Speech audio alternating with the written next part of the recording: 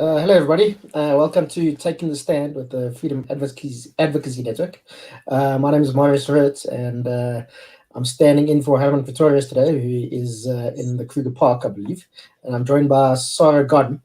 Today, we're going to be talking about a very important issue, and that is the possible postponement of the local government elections. So the IEC, the Independent Electoral Commission, is planning on going to court. That's the body which runs elections in South Africa. They are planning to go to court next week to apply for postponement of the election. Sara, can you tell us a bit about why they want to do this and what is the likely outcome and so on? Yeah, basically they want to do this because they say that their main premise is that because of COVID, it would be too risky. And if they push it out by 4 months, which essentially is what they do, what they propose to do or asking to do, is that although the risks from COVID itself are not any more determinable, what they're looking for is the fact that within the extra 4 months, people will be vaccinated to the point of herd immunity. I think there's an assumption being made there that a level of vaccination will take place that, quite frankly, is unlikely to take place. And in terms of the requirements for the IEC, they have to present an election that has three elements. It's got to be free and fair, and those three elements are giving people a fair opportunity to vote, giving the parties the ability to compete on equal terms in terms of campaigning, and they must do so in a manner that is responsible to ensuring that life is not affected.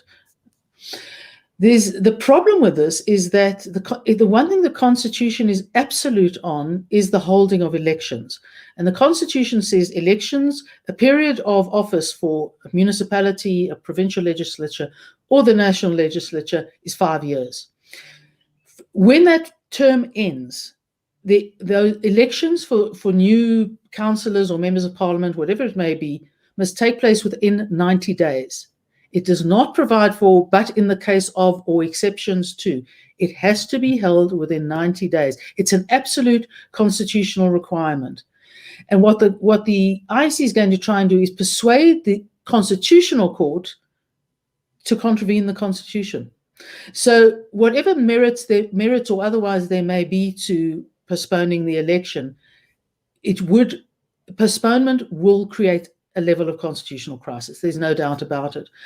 The IEC, in its papers to the Constitutional Court, reassures us that it will be ready to run that election on the 27th of October.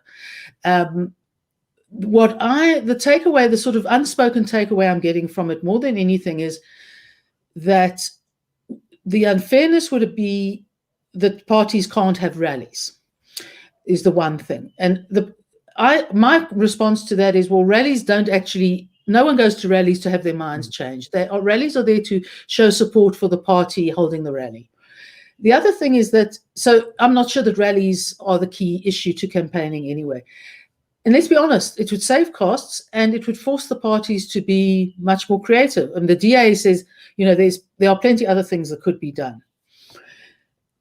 As I say, the sort of subtext is that the main party, the ANC, is either not ready for the election in that it hasn't prepared enough for it, or it's scared that not all its voters will be registered in time. And the other possibility is, of course, that the polls are not in its favor at the moment. I mean, it has a lot of negative occurrences, shall we say, to hope that the electorate will forgive them for by the end of February. So that in a nutshell. Or the ANC, they appeared before the Moseneke Commission, which was the commission that looked at the feasibility of postponing the elections or whether they should be held. And the ANC said just a few months ago they want the election to go ahead on 27th October. And now they're pushing for postponing to February. And recently, Jesse Duarte, the party's Deputy Secretary General, said it should be postponed to April next year.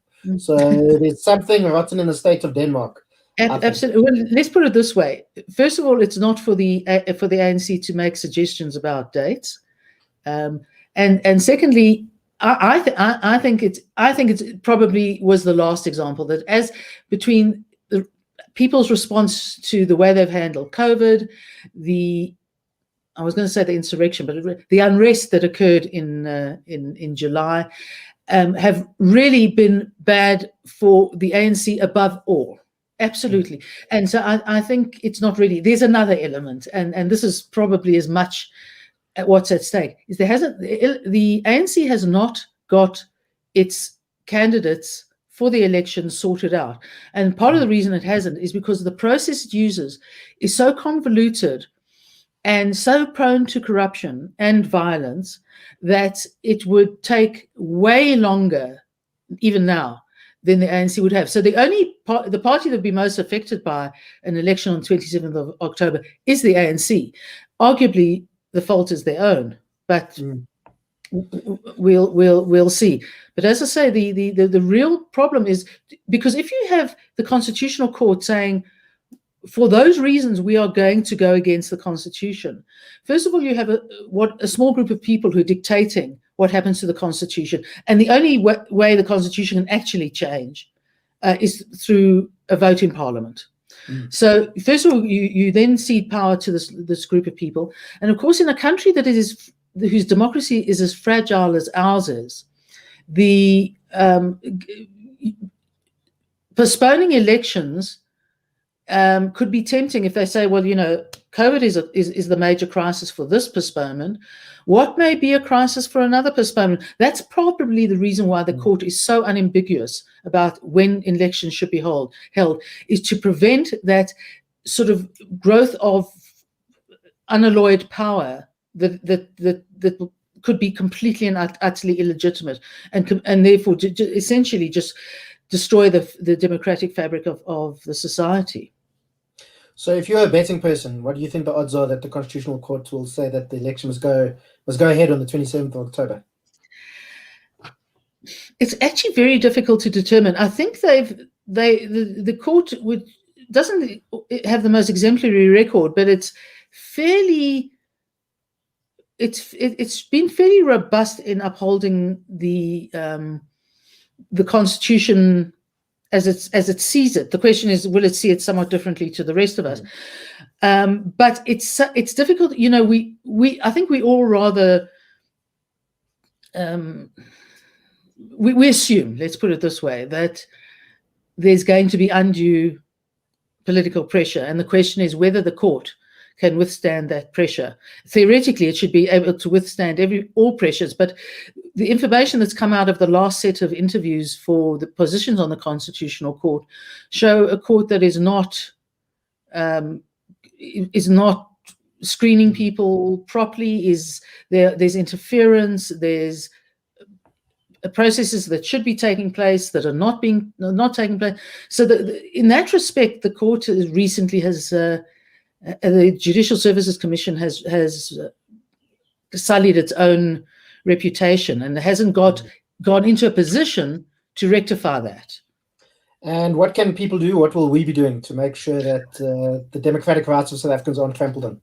Right. Well, we've been running a campaign against the postponement, and all the information about the campaign can be found on the IRR website, irr.org.za. The other thing is that we're getting a little more hands-on on this occasion. We are applying to be admitted as an amicus to the court. Now, the amicus's role is not to be a party, either an applicant or a respondent, but to put forward issues that the court should regard in relation to the matters in dispute as to why, from our point of view, postponement should not occur, why it would be problematic from a constitutional point of view. And that actually matters more than, in the long run, it does matter more than the health situation, which to a large extent can be managed. We've been doing it for the past 18 years. Sorry, 18 years, 18 months. But we've also held by-elections during COVID that went ahead. And I mean, many other countries have held elections while they have COVID circulating in their countries. So it's definitely something that can be done. And I mean, there's lots of innovative ways we can do this. We can stagger the elections. We can, make sure that we can extend voting hours so people have more opportunity to go vote. So we can protect voters and the election officials. But yeah, I think it's something that we have to definitely apply our minds to. And anybody who's concerned about South African democracy and cares about it, I think this is definitely a fight to get involved in, because as the point stands, if an election can be postponed for COVID, then there's many other things that can be postponed for. And it's not, and as you say, our election is still, our democracy is a young democracy, and it's quite fragile at the moment. So this is definitely not something we should be looking at. And do you have any final thoughts on this matter, Sara? No, it just strikes me from a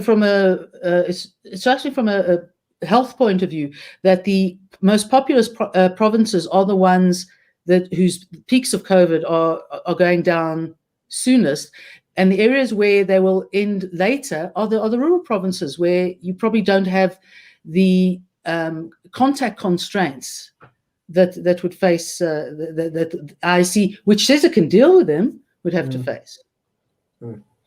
Well, thanks a lot, Sara. So I think anybody listening or watching should definitely get involved in this fight. It's a very important one.